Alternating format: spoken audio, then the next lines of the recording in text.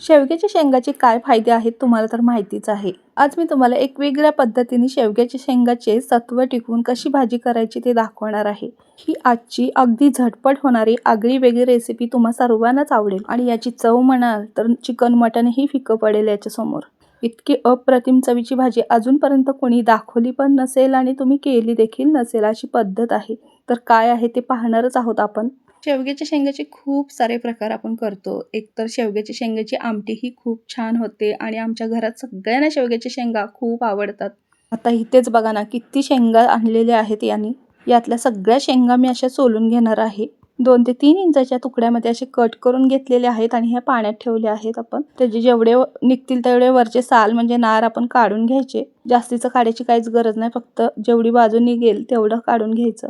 जे आता मी तुम्हाला व्हिडिओमध्ये दाखवलं आहे त्या पद्धतीनेच. आता ही भाजी डायरेक्ट आपण करायची आहे. ती कशी करायची ते तुम्हाला दाखवणारच आहे. त्याआधी आपण एक छोटंसं वाटण करून घेऊया. इथे मी सुक्या खोबऱ्याचा तुकडा घेतला आहे, तो किसून घेणार आहे. खोबरं मात्र तुम्ही इथे तुमच्या आवडीप्रमाणे कमी जास्त करू शकता. खोबऱ्याची 1 वाटी असते ना, त्यातलाही अर्धा भाग म्हणजे पाव भाग मी घेतलेला आहे किसून. 1 मोठा चमचा जिरा आणि लसणाच्या 4 पाकळ्या घेतलेल्या आहेत.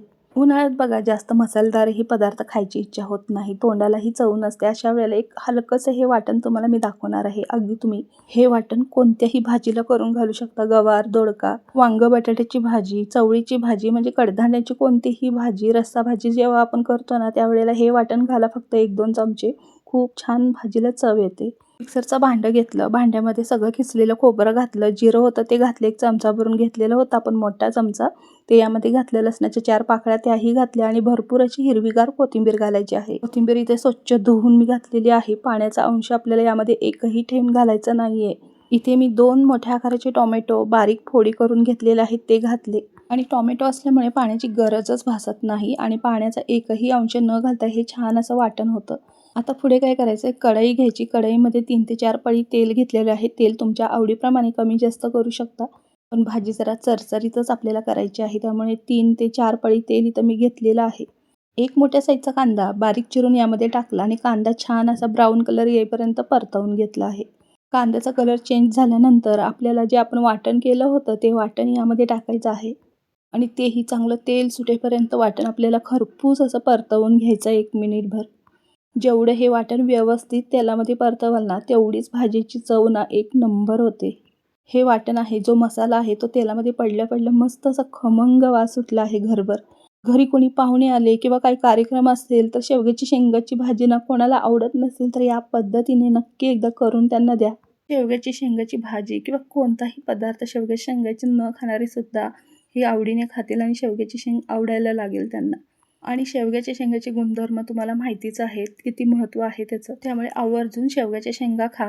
शरीराला त्याचे गुणधर्म भेटतात. निरोगी आयुष्य जगण्यासाठी शेवग्याच्या शेंगा खूप महत्त्वाच्या आहेत शरीरासाठी. वाटण तेल सुटेपर्यंत छान परतवून घेतल्यानंतर ज्या चिरून ठेवलेल्या शेंगा आहेत ना यामध्ये आपण डायरेक्ट घालायच्या आहेत. शेंगा मी अजिबात शिजवून वगैरे घेतलेले नाही. चिरून ठेवलेल्या सगळ्या शेंगा यामध्ये मी घातलेल्या आहेत. कधीतरी माझ्या या पद्धतीने तुम्ही भाजी करूनच खा. शेंगाचे पूर्ण सत्व ह्या भाजीमध्ये उतरताना त्याची चव मात्र अप्रतिम होते. सगळी शेवग्याच्या शेंगाची जी चव आहे ती या भाजीमध्येच उतरते. आपण बाहेर शिजवून शेंगा घेतो ते पाण्यामध्ये सगळं सत्व त्याचं निघून जातं, चव निघून जाते त्या पाण्याबरोबरच. आणि तसंही वेळही खूप लागतो. बाहेर शिजवून घ्यायचं 1-10 मिनटं, मग भाजी फोडणीला घालायचं. त्यापेक्षा असं डायरेक्टच छान अशी मस्त रसरशीत सत्व टिकून राहणारी पौष्टिक अशी भाजी आपण करू शकतो. आता बघा यामध्ये आपण मसाल्याला छान तेल सुटल्यानंतर शेंगा टाकल्या. शेंगाही व्यवस्थित परतवून घेतल्या मसाल्यांमध्ये. त्यानंतर त्यामध्ये चवीनुसार मीठ 1 चमचाभर घातलेला आहे. हळद अर्धा चमचा घातली आणि 2 ते 3 चमचे मी इथे कोल्हापुरी कांदा लसूण मसाला घातलेला आहे. हा कोल्हापूरचा घरचा आमचा मसाला आहे. तुम्ही तुमच्या घरचा कोणताही वापरण्यातला या ठिकाणी मसाला घालू शकता आणि तोही तुमच्या आवडीप्रमाणे. आज मी माझ्या पद्धतीने शेवग्याची शेंगाची भाजी करते ती तुम्हाला दाखवली आहे. तुमची ही कोणती पद्धत आहे ते नक्की मला कमेंट करून सांगा. असो, सगळ्यांची वेगवेगळी पद्धत असते. तुमची ही पद्धत मला आवडेल आणि एकदा त्याही पद्धतीने नक्की भाजी मी करीन. तसं तर खूप साऱ्या पद्धती आहेत, पण एक सिक्रेट पद्धत तुम्हाला छान असं सत्व जपून केलेली भाजी दाखवली आहे आज. आणि अगदी झटपट होणारी आणि चविष्ट. जर कोणी शेंगा खात नसतील तर या पद्धतीने त्यांना नक्की भाजी करून घाला खायला. नक्कीच आवडेल त्यांना. ऐका ना, आता पुढं काय केलं माहिती आहे का? जे आपण चटणी टाकली त्यानंतर छान असं परतवून घेतलं आणि मगाशी जे आपण वाटण केलं होतं ना, मिक्सरच्या भांड्याला थोडाफार मसाला राहिला होता त्यातच पाणी घातलं आणि हे घोळून यामध्ये मी घातलेलं आहे. आता आपल्या शेंगाही शिजायला पाहिजेत त्यानुसार आपल्याला इथे पाणी घालायचं आहे आणि रस्सा तुम्हाला जसा हवा आहे ना, म्हणजे भाजीचा रस्सा जसा हवा आहे ना त्या पद्धतीने तुम्ही म्हणजे तेवढं पाणी घालू शकता.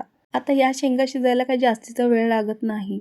एक वाटीभर पाणी पुरेसं आहे आणि आपल्याला रस्साही हवा आहे भाजीचा. त्यानुसार मी 2 ते 3 वाट्या ह्यामध्ये पाणी घातलेलं आहे. अगदी 4 वाट्या ह्यामध्ये पाणी पुरेसं आहे, जास्तीचं घालू नका. आपली आमटीची वाटी असते ना, त्या वाटीने 4 वाटी पाणी घाला. पाणी टाकल्यानंतर एक उकळी आली आणि उकळी आल्यावर मंद आचेवर एक 5 मिनिटं भाजी छान शिजवून घेतली. शेंगा बघा छान अशा शिजल्या आहेत आणि शेवटी आपल्याला काय करायचं आहे माहिती आहे का? यामध्ये 1-2 सिक्रेट मसाले घालायचे आहेत. तेही भाजी शिजल्यानंतर. आता भाजी आपली छान शिजली आहे. 1 चमचा चिकन मसाला मी घातलेला आहे यामध्ये एव्हरेस्टचा.